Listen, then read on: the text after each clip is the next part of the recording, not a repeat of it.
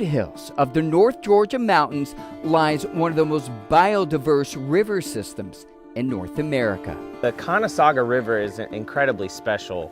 The whole basin is, but the Conestoga River in particular has more individual aquatic species in it than all of the rivers in Europe combined. Jesse Chapman is the executive director of the Coosa River Basin Initiative, an environmental advocacy group.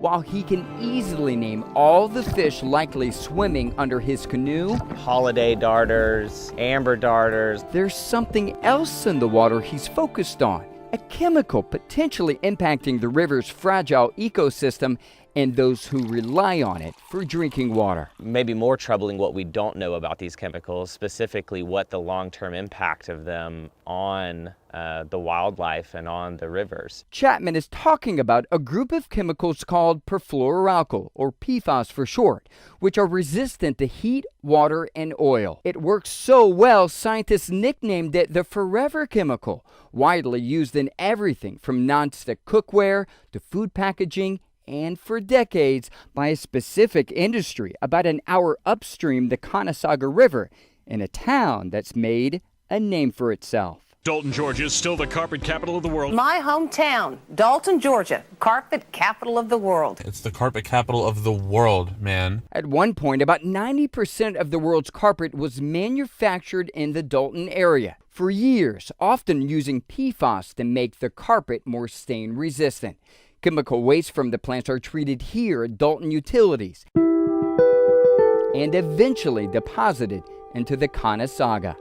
In 2016, the Environmental Protection Agency issued a lifetime health advisory for PFAS. Studies linked the chemical to liver damage, low birth weight, and cancer. Soon after, the Georgia Environmental Protection Division discovered elevated levels at one of Dalton's water treatment plants and in multiple rivers downstream, including the Oostanala, which flows through the city of Rome.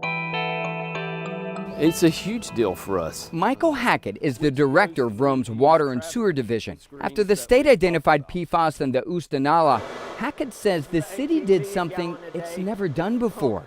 It stopped using the main water intake facility that serves tens of thousands of people. Back in the days when we were on this full time, about 8 to 10 million gallons a day. And today, how many gallons? Today, virtually none. The city now uses this backup facility along a different river.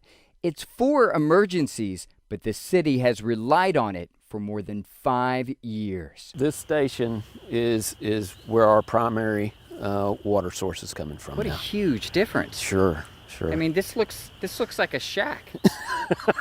I mean, no offense. No, none taken. I agree. I agree. It wasn't built for what it's doing right now. If you didn't have this other river, what kind of situation would this be? We would have seen an entirely different outcome.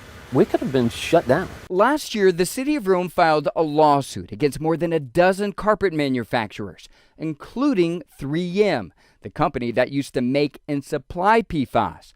All have denied wrongdoing. We have been working with, Here's Denise Rutherford, 3M's Senior Vice President of Corporate Affairs, defending the safety of the chemical during a congressional testimony in 2019. That the weight of scientific evidence shows no adverse human health effects at current or former levels. So 3M is telling lawmakers to not be concerned about this? No, we are saying that we should be concerned. We do request additional studies. But what we can say is we've been studying our own workforce for more than 40 years. These are people who had occupational exposure at much higher levels than the general population. We do not see, looking at the scientific evidence of our own workforce, adverse human health effects.